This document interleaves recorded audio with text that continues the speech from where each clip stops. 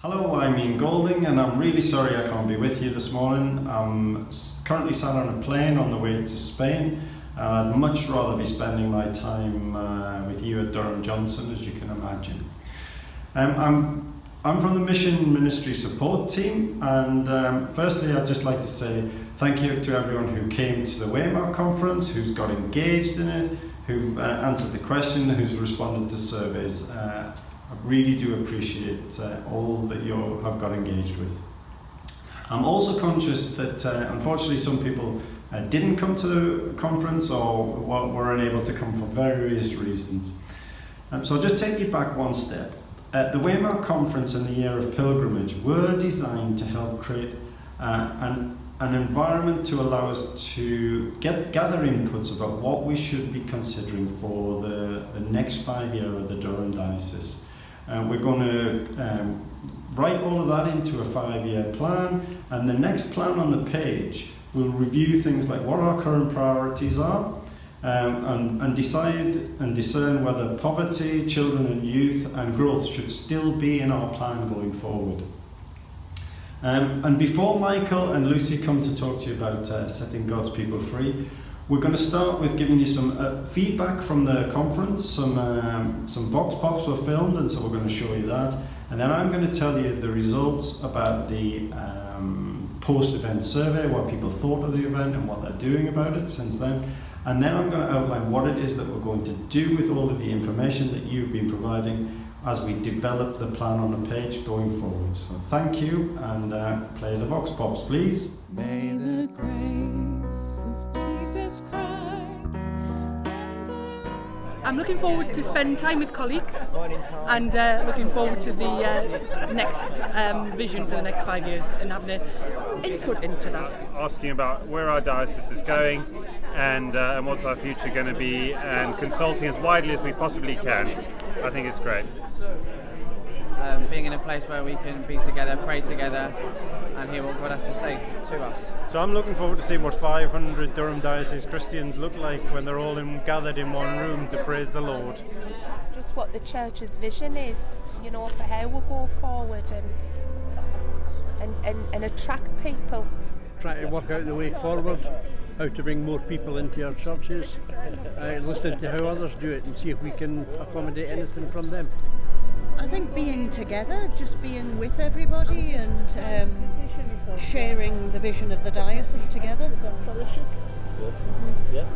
Yesterday I particularly enjoyed the children. I thought it was really good to hear them, and it was lovely to think that there are children of teenagers who are committed to faith and don't mind explaining it to others, so I found that very good.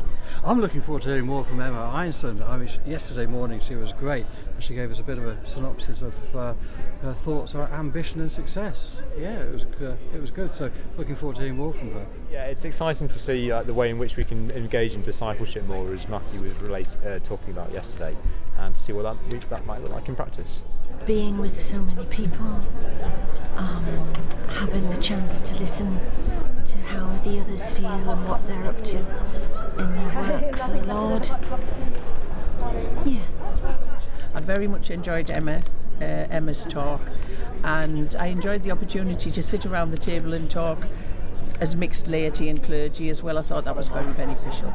I'm looking forward to being with other people of like minds and hoping to be able to get a vision for what we're doing in the future. Forward very much to the worship, again spending time with colleagues, but also seeing how things are going to come together.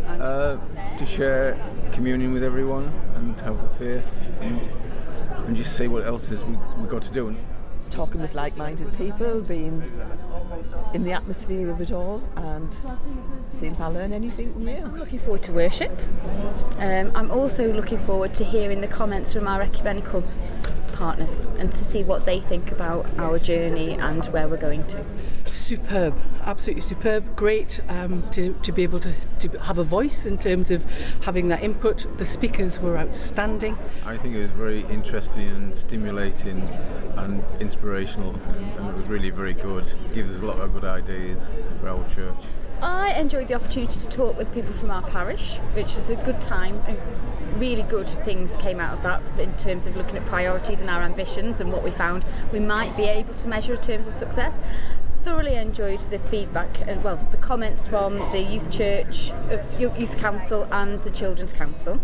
Really, really inspiring, especially when thinking about maybe going for eco church and that kind of thing, looking forward to the future. I also really valued the opportunity to spend time in the prayer space and actually that time to just be still and to think about where we're going and that full journey that we're about to go on. And it was really lovely with Bishop Emma regarding the count, the counting information in terms of what we do count doesn't necessarily always count. That was very good, and the youth and the Children's Council was absolutely brilliant in terms of helping us adults to hear what their reality is and what they see their world and what church should be like. Certainly the fact that we were able to speak to all sorts of people. On our table we had 2 people from Germany, a bishop from Germany and a Baptist partner and a few clergy and then quite a few laity, and it was a really good mix. We had a really good discussion, and I thought that the 2 guest speakers were inspirational. I thought they were really, really good. What did you feel that your context is currently known for, and looking ahead, what would you love it to be known for in the future? I think we're known for being welcoming, we're known for having lots of young people and also lots of different nationalities. I think at the last count we had about 22 or 23. We like to be seen as the centre of the community despite being on the margins, because we think that's quite symbolic of where we are and where those around us are. Nobody minds how many people are sat there, but what are our specific points that we would want our congregations to measure, and the things that we would want to breed within the congregation? Next was to identify the skills and the talents of the people that were in the pews and turn that into an encouragement to bring them out and to show them what they can do. And I guess some of the things which stood out for me was, if you could create a church, what would it look like?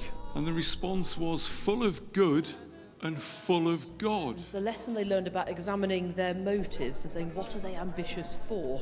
That actually led to them ceasing to limit themselves and daring to have a wider vision for something. So something about the values behind things and how we explore those. It is just working together and working with the whole community, taking ourselves out to the community to encourage new people who either can't come to church any longer, or the youth who need the future.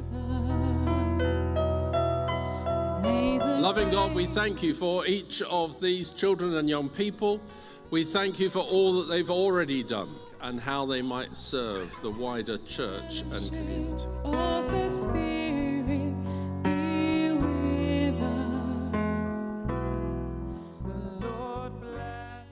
So thank you to those people who were videoed at the conference. It's really useful for you to get a flavour of what people actually thought at the event. 464 people actually came on the Saturday and 420 came on the Sunday. So as you can imagine, we didn't please all of the people all of the time, and that's really difficult. 50% of the people who did attend responded in a survey post-event, and they've electronically sent them in. 75% of the people said it was worthwhile. 77% said they feel real confidence in being able to share with their context what it was that was being discussed at the event. And another 81% said that they feel involved now in the development of the plan going forward. Now, I don't know what that percentage was before, but 81% feel involved in the plan going forward is a good number. And 75% of the people said they would use the recordings of the sessions at the conference. So we had Bishop Amma, we had Bishop Paul, we had Matthew Frost and the children and youth being videoed. All of those sessions are available to you as in your church context to use as a resource. And a number of people have already indicated that they've been doing that and they're planning to do that, sharing it with their PCCs and sharing it more widely in their church environment. And we'd really encourage you to do that. It's all available on the Durham Diocese website. And if you just click on the Waymark link, you will actually see the sessions all listed, and you can choose the one that you want to go to. Post-event, we've already had over 2,500 people click on those links and look at the various sessions. The biggest one, Bishop Emma's talk, has had almost 150 people view her talk on ambition already, which is an amazing number in such a short time, and I really would encourage others to look at that and to look at some of the other results. What's going to happen now? So we will analyse the 1,600 answers that we received to the various questions that you were posed in the Waymark sessions. We'll combine those and try and identify some key themes that come out of those. And we will take all of the diocesan survey results that you did prior to the event, which already identified from the 140 odd replies that we received, which is almost 2/3 of the parishes responded to that survey, that we're already blessing the communities in Jesus' name.